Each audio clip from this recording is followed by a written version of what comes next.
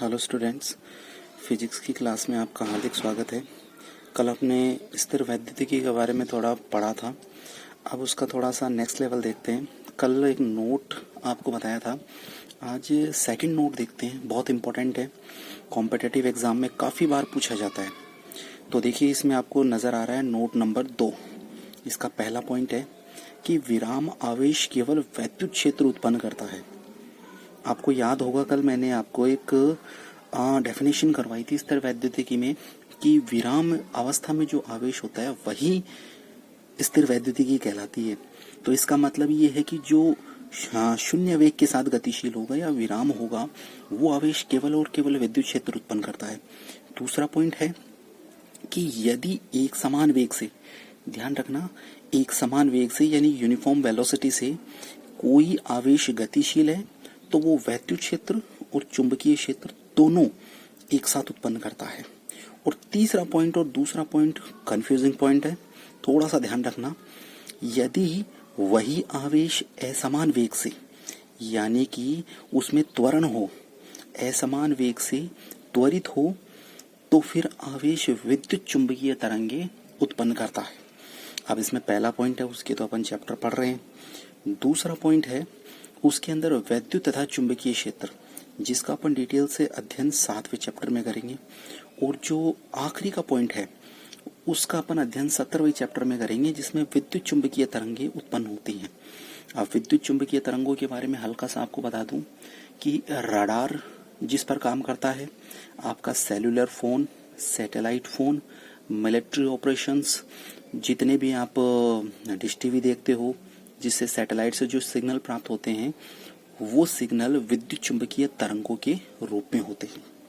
तो कुल मिलाकर आप इतना मान के चलो कि आज के समय जो संचार व्यवस्था है, जो कम्युनिकेशन है, वो सारी की सारी विद्युत चुंबकीय तरंगों के ऊपर ही आधारित है।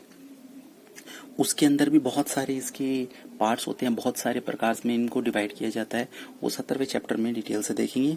लेकिन इसका ओरिजिन कहाँ है, पैदा कैसे होती है, तो आपको ध्यान रखना है कि असमान वेग से त्वरित आवेश विद्युत चुंबकीय तरंगे पैदा करता है। तो ये 3 पॉइंट है, ये बहुत अच्छी तरह से याद रखना। ये बहुत बड़ी बड़ी कॉम्पिटिटिव एग्जाम में पूछा जाता है। इसके बाद में अपन आगे देखते हैं आवेश। वैसे प्रॉपर आवेश की डेफिनेशन तो दी नहीं जा सकती, लेकिन फिर भी अपन कह सकते हैं कि यह एक ऐसी भौतिक राशि है या एक ऐसी शक्ति है, वो भी अज्ञात, जिससे किसी वस्तु में अत्यंत हल्के, बहुत ही हल्के पदार्थों को आकर्षित या प्रतिकर्षित करने की क्षमता पाई जाती है। अब इस डेफिनेशन में मैंने ओनली आकर्षित लिखा है, प्रतिकर्षित नहीं लिखा। उसके पीछे रीजन ये है कि प्रतिकर्षण ही आमाप होती है किसी को आवेश ज्ञात करने की। उसकी चर्चा अपन विद्युत बल में देखेंगे। लेकिन अभी डेफिनेशन में क्या है कि वह अज्ञात शक्ति या अज्ञात भौतिक राशि जिसके कारण किसी वस्तु में अत्यंत हल्के पदार्थों को आकर्षित करने की क्षमता आ जाती है, वह अज्ञात शक्ति या अज्ञात भौतिक राशि आवेश कहलाती है। तो आवेश क्या हुआ भाई, एक सिंपल सा एग्जांपल देता हूँ। आपने बचपन में क्या किया होगा कि स्केल है, ऐसे आज भी कर सकते हो, स्केल है, उस स्केल को सर से रगड़ो अच्छी तरह से। उसके बाद में कागज के छोटे छोटे टुकड़ों को इससे स्पर्श कराओ, तो आप देखोगे कि ये कागज के छोटे छोटे टुकड़े हैं, ये इससे चिपक जाते हैं। वैसे देखा जाए तो एक चमत्कार जैसा है, लेकिन साइंस के अंतर्गत जैसे आप स्केल अपने बालों से रगड़ते हो, तो कुछ एक इलेक्ट्रॉन स्केल और बालों के बीच में स्थानांतरित होते हैं। उन इलेक्ट्रॉनों की वजह से इसके ऊपर धनात्मक या ऋणात्मक आवेश आ जाता है, और इसी आवेश के कारण वो कागज को आकर्षित करते हैं। तो ये इसका एक बेसिक सा एग्जाम्पल है जो कि आवेश को डिफाइन करता है। तो आवेश की अगर आपको परिभाषा पूछे तो आप आवेश की परिभाषा वही लिखोगे कि अज्ञात शक्ति जिसके कारण किसी वस्तु में अत्यंत हल्के पदार्थों को आकर्षित करने की क्षमता पाई जाती है। और उदाहरण पूछे तो सबसे बेसिक उदाहरण लिखो कि स्केल से अपने बालों को रगड़ो, रगड़ने के पश्चात जो घर्षण के द्वारा जो भी इलेक्ट्रॉनों का आदान प्रदान होता है, उससे कागज के छोटे छोटे टुकड़े आकर्षित करने की क्षमता प्राप्त कर लेती है। हाँ बेटा, अब आगे है आवेश के प्रकार। बेटा आवेश दो प्रकार के होते हैं, एक होता है धनावेश, एक होता है ऋणावेश। धनावेश वो आवेश होता है जो इलेक्ट्रॉन को त्याग देता है, और ऋणावेश वो आवेश होता है जो इलेक्ट्रॉन को ग्रहण कर लेता है। ध्यान देना इस बात में, मैं फिर से रिपीट कर रहा हूं कि धनावेश वो आवेश होता है जो इलेक्ट्रॉन को त्याग देता है, और ऋणावेश वो होता है जो इलेक्ट्रॉन के ग्रहण करने पर प्राप्त होता है। तो ये दोनों के प्रकार हैं, धनावेश और ऋणावेश, जिनकी डेफिनेशन अपन आगे देखेंगे, थोड़ा आगे। उससे पहले मैं डायग्राम दिखा रहा हूँ आपको। इस डायग्राम में देखो, इस डायग्राम को दिखाने से पहले आप एक बात दिमाग में अच्छी तरह नोट कर लो। ये यूनिवर्सल ट्रूथ है, प्रकृति का एक सत्य है। वो प्रकृति का सत्य ये है कि सजातीय वस्तुओं में तो होता है प्रतिकर्षण, और विजातीय में होता है आकर्षण। मतलब क्या हुआ? सजातीय का मतलब होता है एक समान या एक जैसी। तो एक जैसी वस्तुओं के तो बीच में होता है प्रतिकर्षण, और अलग अलग प्रकार की वस्तुओं या अलग अलग प्रकृति की वस्तुओं के बीच में होता है आकर्षण। तो ये पॉइंट आगे वाले पन्ने में नोट किया हुआ है, वहां पे आपको समझ में आ जाएगा।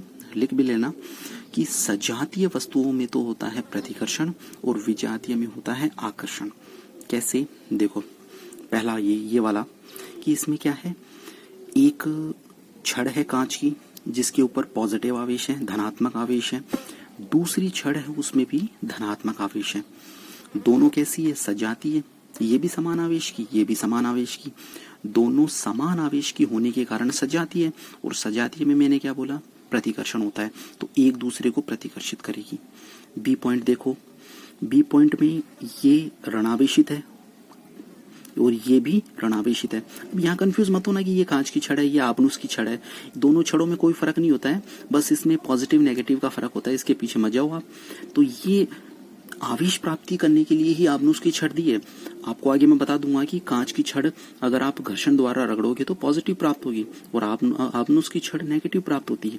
मुद्दा यहाँ पर यह है कि ये नेगेटिव है, ये भी नेगेटिव है।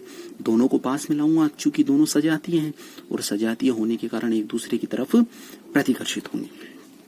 तीसरा देखो, इसमें ये कांच की छड़ है जो कि पॉजिटिव होती है। ध्यान रखो, कांच की छड़ पॉजिटिव होती है, आपनुस की छड़ नेगेटिव। दोनों कैसी है? विजातीय, और विजातीय होने के कारण एक दूसरे को आकर्षित करेंगी। उल्टा भी कर सकते हैं, इसकी जगह पॉजिटिव हो और इसकी जगह नेगेटिव, तो भी क्या रहेंगी? विजातीय, और विजातीय होने के कारण एक दूसरे को आकर्षित करेंगी। हाँ बेटा, अब आगे देखो, एक पॉइंट नीचे लिख रखा है मैंने कि कांच की छड़ को आपनुस की छड़ से रगड़ने पर कांच की छड़ में तो धनावेश और आपनुस की छड़ में ऋणावेश उत्पन्न होता है। ये बात आप दिमाग में बैठा के रखना कि कांच की छड़ और आपनुस की छड़, इन दोनों को आपस में रगड़े तो कांच की छड़ देखो पॉजिटिव मिल रही है और आपनुस की छड़ नेगेटिव। ये बात ध्यान रखना, कई बार पूछी जा चुकी है।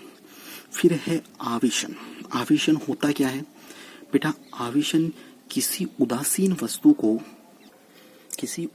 वस्तु को आवेशित करना ही आवेशन कहलाता है। उदासीन का मतलब मैंने आपको लास्ट लेक्चर में बताया था कि जो कुचालक वस्तु होती है या फिर जो विद्युत रोधी वस्तु होती है उसको आवेशित करना, या उदासीन वस्तु को आवेशित करना ही आवेशन कहलाता है। आवेशन 3 प्रकार की टेक्निक होती है। पहला है घर्षण द्वारा, दूसरा चालन या स्पर्श द्वारा, और तीसरा होता है प्रेरण विधि द्वारा। तीनों बहुत बहुत बहुत इंपॉर्टेंट है, यहीं से आपका रियल चैप्टर शुरू होता है। तो इन तीनों की टेक्निक अपन अगले लेक्चर में देखेंगे।